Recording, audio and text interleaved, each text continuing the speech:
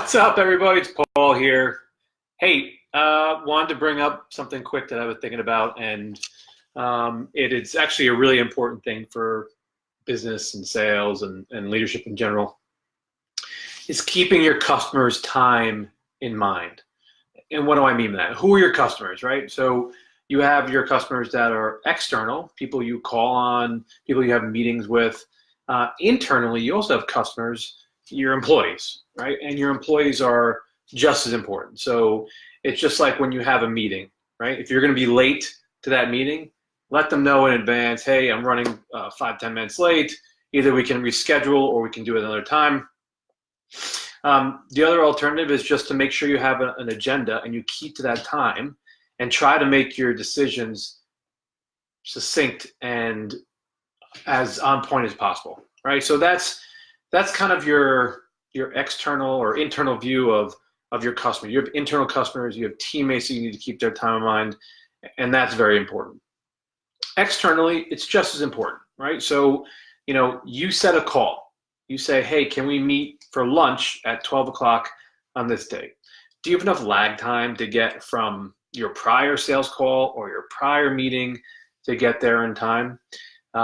If you're running late, again, being a heads up and give them, hey, I'm gonna be 5 minutes late, I'm stuck in traffic. Or even now with the new iPhone software, you can share your ETA, like, hey, here's what I'm gonna be there by. Just giving you a heads up to show you exactly where I am.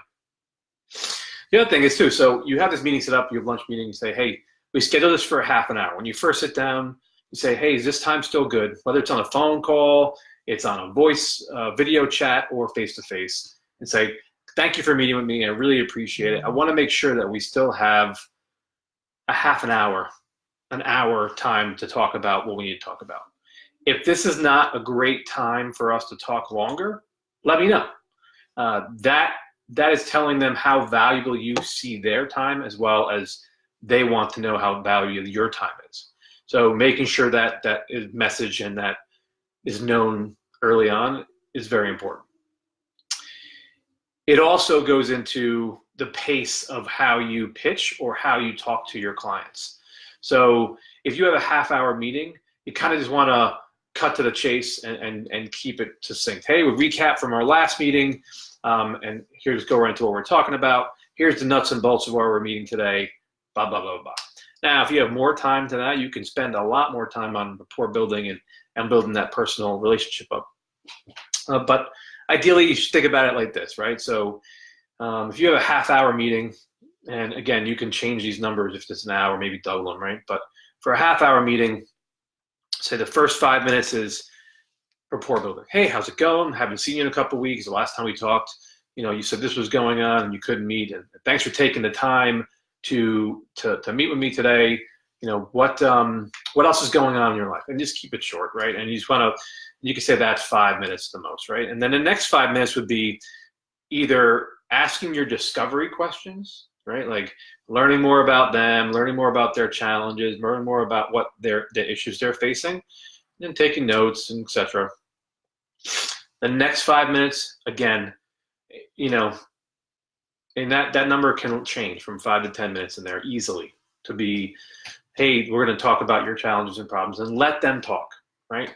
You should have an open-ended question and not a yes or no question that prolongs it a little bit longer.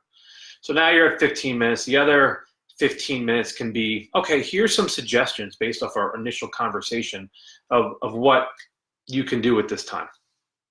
All right, so that's maybe 5-10 minutes. And after that, that last 5 minutes in that half-hour meeting is, hey, here's what I think we should do for next steps. I'm going to put this scope of work together, or let's try to meet up next. Or, I see someone I know really well jumped on and, hey, can we get, go to a cadaver lab, right? Or again, this is a different world, but at the end of the day, it's keeping that person's time in mind because it's just as important.